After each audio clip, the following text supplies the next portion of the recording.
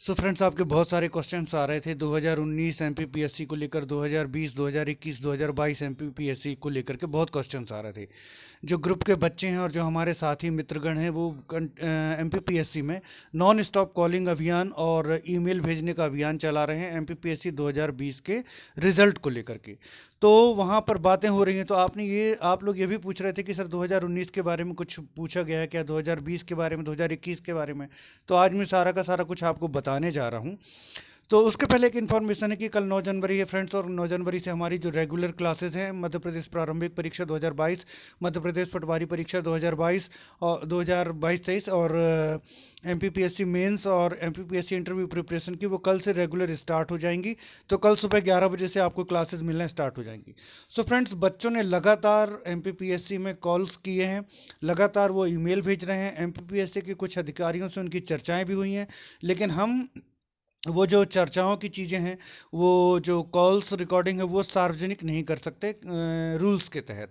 लेकिन मैं आपको बता दे रहा हूँ कि क्या क्या चर्चाएं हुई। सबसे पहले 2019 वाले पूछ रहे थे कि सर हमारे लिए कुछ क्या है क्या।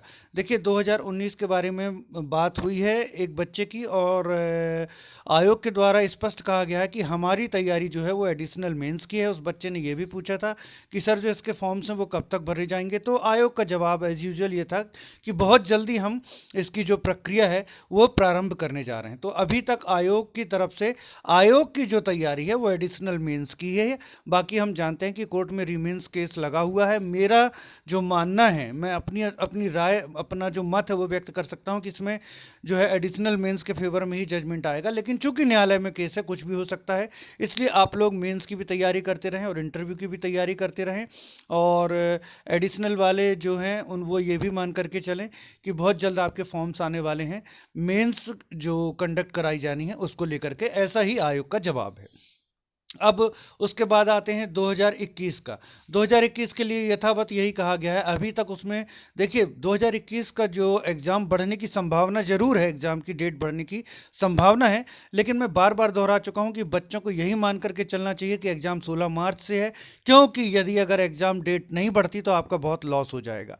एग्ज़ाम बढ़ने की संभावना है वो बात अलग है, लेकिन आपको यही मान करके तैयारी करते रहना है कि एग्ज़ाम जो है वो आपका 16 मार्च से है। यही आयोग ने भी कहा है कि हम जो यथा निर्धारित तिथि है उस पर एग्ज़ाम कराने की कोशिश कर रहे हैं। अभी आयोग ने यही कहा है। 2022 एमपीपीएससी प्री टाइम से होगी, यही आयोग ने कहा है। अब आते हैं जो मुख्य, अब देखिए 2020 इस बार जो आंदोलन होने जा रहा है उसका मुद्दा सिर्फ एक ही है कि एमपीपीएससी मेंस 2020 रिजल्ट दिया जाए।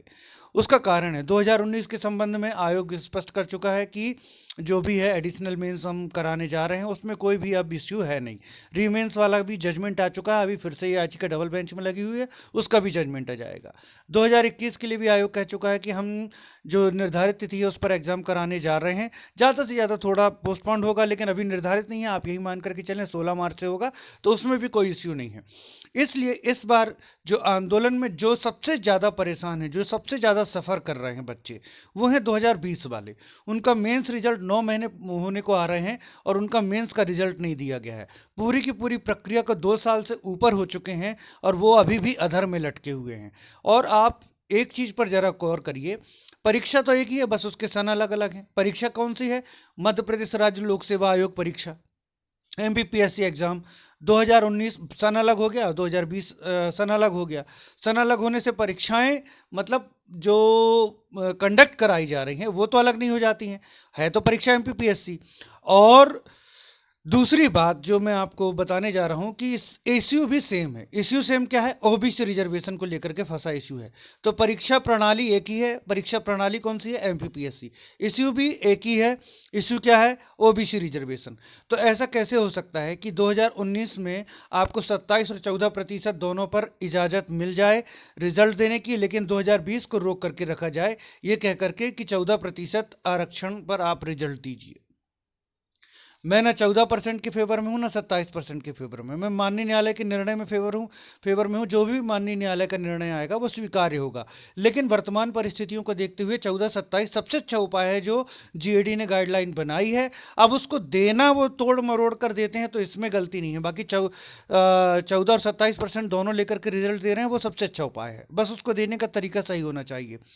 तो एक एग्जाम के लिए ये अलाउ किया गया है और एक एग्जाम के लिए अभी तक नहीं किया गया है। आप समझ सकते हैं कि एक ही परीक्षा प्रणाली के लिए ऑनरेबल कोर्ट के दो जो है ऑर्डर चल रहे हैं, और एक ऑर्डर के चलते जो बच्चे हैं वो पिछले 9 महीनों से अपने रिजल्ट का वेट कर रहे हैं। और ये शायद जो लोग 1.5 लाख रुपए सैलरी पाते हैं उनको नहीं समझ में आएगा, और जो बच्चे जो सफ़र नहीं कर रहे हैं, या वो बच्चे जिनका एग्ज़ाम अच्छा नहीं गया है, जो चाहते ही नहीं है रिजल्ट आए, तो वो नहीं समझ पाएंगे।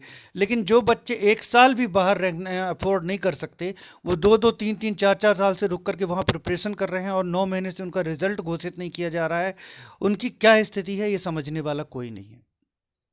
ये समझने वाला कोई भी नहीं है। मतलब प्रक्रियाओं को जानबूझ करके ये दिखाया जा रहा है कि हम जो चाहे वो कर सकते हैं। जब आपने 2019 में दिशा निर्देश दे दिए कि आप चाहे तो 27% पर रिजल्ट जारी करें, तो वही दिशा निर्देश 2020 के लिए क्यों उपयोग नहीं हो सकते? ऑनरेबल हाई कोर्ट का ही दिशा निर्देश था। वही दिशा निर्देश 2020 की परीक्षाओं में क्यों लागू नहीं किए जा सकते? अब इसका क्या रीजन है? कि ऑनरेबल हाई कोर्ट के दिशा निर्देश नहीं थे क्या? क्या 7,411 बच्चे अपने रिजल्ट का वेट नहीं कर रहे हैं क्या? ये एक बहुत बड़ी मात्रा में बच्चों के भविष्य को बर्बाद नहीं कर रहा है क्या? एमपीपीएससी तो पूरा पल्ला हाई कोर्ट पर डाल करके छोड़ देता है कि हाई कोर्ट के कारण ये सब हो रहा है। लेकिन ये पक्ष, ये मांग कि 2019 में अलाउ किया गया है और 2020 में भी इजाज़त दी जाए, इतने सारे बच्चे 9 महीने से अपने रिजल्ट का वेट कर रहे हैं, कौन रखेगा? एमपीपीएससी को ही रखना पड़ेगी ना 2020 की रिट में। तो एमपीपीएससी कहीं भी प्रयास कर नहीं रहा है। जब 2019 के लिए उन्होंने प्रयास किया तो ऑनरेबल कोर्ट ने दे दिया था इजाज़त। आप 2020 में प्रयास करेंगे तो आपको यहाँ भी इजाज़त मिलेगी। लेकिन एमपीपीएससी इसको इग्नोर कर रहा है, क्योंकि एमपीपीएससी की मंशा नहीं है अभी रिजल्ट देने की। तो फ्रेंड्स, बच्चे जो हैं वो बहुत बड़ी मात्रा में एकत्रित हो रहे हैं, और जो है एमपीपीएससी मेंस रिजल्ट 2020 की मांग को लेकर के एक आंदोलन करने जा रहे हैं। लेकिन बच्चों की सुविधा को देखते हुए थोड़ा डेट डिस्कस करने में व्यस्त हैं, क्योंकि ठंड बहुत है। सभी बच्चे आ पाएँ, सभी बच्चे वहाँ एकत्रित हो सकें, इसको देखते हुए डेट का जो है निर्धारण करने में अभी मीटिंग होने वाली है उनकी कल।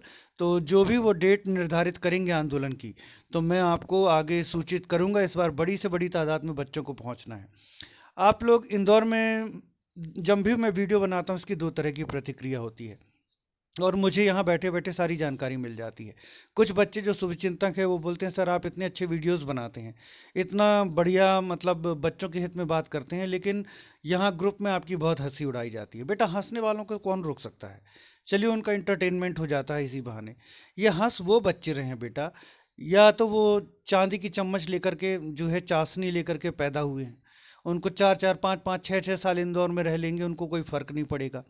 या वो बच्चे जिनका एग्ज़ाम अच्छा नहीं गया, उनको रिजल्ट से कोई मतलब ही नहीं है। तो ऐसे दो बच्चों का तो मैं कुछ नहीं कर सकता। और तीसरे भी एक प्रकार के बच्चे हैं जो बहुत बुद्धिमान हैं, क्योंकि मैं पढ़ाता हूँ तो इसका मैं दावा नहीं करता कि मैं ही बहुत बुद्धिमान हूँ। जो बहुत ही ज़्यादा बुद्धिमान हैं और मैं उनके लेवल पर उनको संतुष्ट नहीं कर पाता, तो वो हंसते होंगे। भाई साहब, मैं ये नहीं कहता कि मैं बहुत बुद्धिमान हूँ, लेकिन मेरी जितनी सोच समझ है मैं उस अनुसार वीडियो बनाता हूँ। अगर कहीं मैं आपको संतुष्ट नहीं कर पाता तो उसके लिए क्षमा चाहता हूँ, लेकिन इतना तो आप भी मानेंगे ना कि रिजल्ट नहीं आ रहा है और ये बहुत बड़ी प्रॉब्लम है। तो आप भले मुझे अपने समकक्ष ना माने, आप हंसी उड़ाएं, लेकिन आप आंदोलन में सहयोग तो कर सकते हैं। हंसने की जगह आप आंदोलन में सहयोग कर सकते हैं, ठीक है?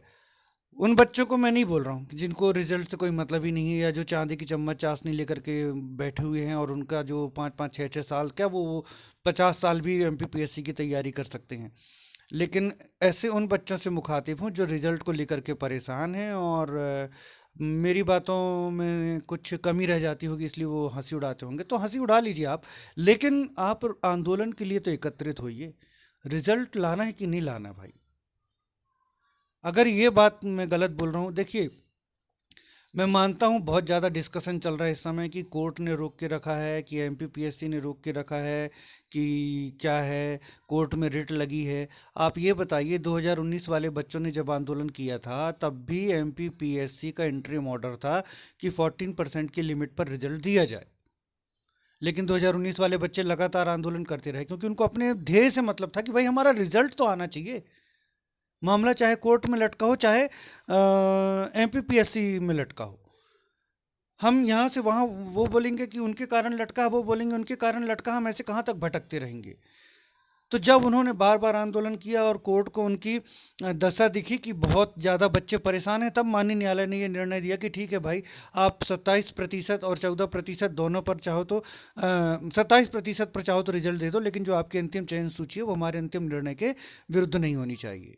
ठीक है, तो हमारा ये डिस्कशन कि मामला कोर्ट में फंसा हुआ है, कि एमपीपीएससी ने लटकाया हुआ है, कि फलानी चीज़ों पर है, कि ढिकानी चीज़ों पर है, हम अपनी बुद्धिमानी से यही बस डिस्कस करते रहें और मुख्य मुद्दा जो है उससे भटक जाएं कि हमारा रिजल्ट नहीं आ रहा। तो इससे बड़ी अज्ञानता क्या होगी। तो हमको ज़रूरत किस चीज़ की है? हमको ज़रूरत है हमारे रिजल्ट की, हमको उसकी मांग करनी है। किसी लीगल इश्यू से लटका हुआ है या एमपीपीएससी की मंशा नहीं है, जो भी है वो इश्यू सॉल्व होना चाहिए और उसके लिए हमको शांतिपूर्ण धरना प्रदर्शन करना पड़ेगा। 9 महीने कुछ कम नहीं होते, 9 महीने से हम इंतज़ार कर रहे हैं, अपने रिजल्ट का वेट कर रहे हैं। और अगर आपको अभी भी लगता है कि मैं फालतू के वीडियोस बना रहा हूँ तो फिर मैं क्या कर सकता हूँ। ठीक है, मैंने एक और प्रयास किया है आंदोलन के लिए। अब अगर आप लोग अभी भी, देखिए इंदौर में जो बच्चे हैं उनसे मैं क्यों मुखातिब हूँ, क्योंकि सबसे ज़्यादा आप सहयोग कर सकते हो आंदोलन में। लेकिन मुझे मालूम है जब भी मैं वीडियोस बनाता हूँ तो एक धड़ा है जो वहाँ बहुत हंसी उड़ाता है। उसमें कुछ लोग रीमेंस रिवाइज रिजल्ट वाले हैं, उनसे तो मुझे खैर कोई इश्यू ही नहीं है क्योंकि वो तो उड़ाएंगे ही हंसी। लेकिन कुछ बच्चे इस वजह से हंसी उड़ाते हैं कि सर क्या बात करते हैं, ये बात नहीं है ऐसी बात है, ऐसा नहीं है ऐसा है, ऐसा नहीं है ऐसा है। ठीक है, जो भी है, लेकिन मुख्य चीज़ ये है कि हमारा रिजल्ट नहीं आ रहा है। उसके लिए प्रयास तो करने चाहिए ना, कि नहीं करने चाहिए। और सबसे ज़्यादा सहयोग कौन दे सकता है? जो इंदौर में बच्चे हैं। तो आपके ऊपर है, आप चाहो तो रुको 5 साल 10 साल। मध्य प्रदेश में ऐसी भी परीक्षाएं संपन्न हुई हैं जिनके 10 साल बाद रिजल्ट आए हैं। आप अगर एमपीपीएससी को भी वैसी ही स्थिति में लाना चाह रहे हैं तो कोई दिक्कत नहीं है। तो मेरा फिर भी अनुरोध है इंदौर वाले बच्चों से कि आप बड़ी से बड़ी तादाद में आंदोलन के लिए आइए। बाहर से भी बच्चे आ रहे हैं। कुछ बच्चों ने मुझे एक एक इन्फॉर्मेशन दे रखी कि सर कई लोगों को नहीं आना रहता, वो आपको सिर्फ भ्रमित कर देते हैं और मज़े लेते हैं। तो ऐसे बच्चों को क्या मिलता है? क्या मिलता है? शाबाशी वो खुद के दिमाग में बस ले सकते हैं। उनके लिए यही बहुत बड़ा काम है कि हमने कह दिया, हमने सर को बेवकूफ़ बना दिया कि हम आएंगे और नहीं आए। ये उनके लिए दुनिया का सबसे बड़ा काम हो गया कि एक आदमी जो 2020 के रिजल्ट के लिए बोल रहा है, इतनी सारी रिस्क लेकर के। देखिए, मैंने बच्चों से कहा कि आप वीडियोस भेजिए 2020 के रिजल्ट के लिए, हम परेशान हैं उसके लिए। बच्चों ने एक भी वीडियो नहीं भेजा। मैंने इसके पहले सेल्फी बोली थी, बच्चों ने एक सेल्फी नहीं भेजी। उनको ये डर है कि बाद में हमारे साथ एमपीपीएससी पता नहीं क्या करेगा। और मैं जो 2 साल से वीडियोज़ बना रहा हूँ, क्या मुझे डर नहीं लगता? मेरे तो ये लास्ट चांसेस चल रहे हैं, उसके बावजूद वीडियोज़ बना रहा हूँ, तो मैं भी तो रिस्क ले रहा हूँ। तो अब अगर आपको ये सब चीज़ें व्यर्थ लगती हैं और आपको सब हंसी उड़ाने योग्य लगती हैं और कहीं भी सहयोग करने योग्य नहीं लगती, तो फिर आप जानिए। लेकिन मेरा फिर भी आपसे अनुरोध है इंदौर वाले बच्चों से कि देखिए, प्लीज़ सपोर्ट कीजिए आंदोलन को। आप इंदौर में हैं, आप लोगों के लिए बहुत आसान है वहाँ पर एमपीपीएससी आकर के आंदोलन में एकत्रित होकर के आंदोलन को गति प्रदान करना, आंदोलन को सहयोग प्रदान करना, आंदोलन को एक दृढ़ता प्रदान करना। हंसी उड़ाना तो बहुत आसान है। ठीक है, आप अगर मुझे बेवकूफ़ बनाना चाहते हैं तो आपको क्या मिल जाएगा? मत बोलिए कि सर हम आएंगे। और अगर आपको उसके बावजूद ऐसा करना है तो करते रहिए। लेकिन जो बच्चे इस चीज़ को अच्छा उचित नहीं मानते हैं और जो बच्चे आंदोलन के लिए आना चाहते हैं, मैं उनसे साविनय निवेदन करता हूं कि इस बार प्लीज़ बड़ी से बड़ी तादाद में आएँ। कल डेट निर्धारित हो जाएगी तो मैं आपको डेट भी बता दूंगा, लेकिन बड़ी से बड़ी तादाद में वहाँ पर एकत्रित होइए। आंदोलन में अपनी मांग को पुरजोर तरीके से रखिए कि 2020 मेंस रिजल्ट जो जिस भी कारण पेंडिंग है, जिस भी कारण पेंडिंग है, वो इश्यू सॉल्व किया जाए और 2020 का रिजल्ट दिया जाए, चाहे वो माननीय न्यायालय में पेंडिंग है तो वहाँ पर रिजल्ट के संबंध में 2019 के दिशा निर्देश प्रस्तुत किए जाएं। 2019 का 27% पर उन्हें स्वीकृति दी है, 2020 का भी दिया जाए, 14 और 27 दोनों पर, और फिर माननीय न्यायालय का जो अंतिम निर्णय होगा वैसा रिजल्ट फिर जो फाइनल रिजल्ट है बनाया जाए।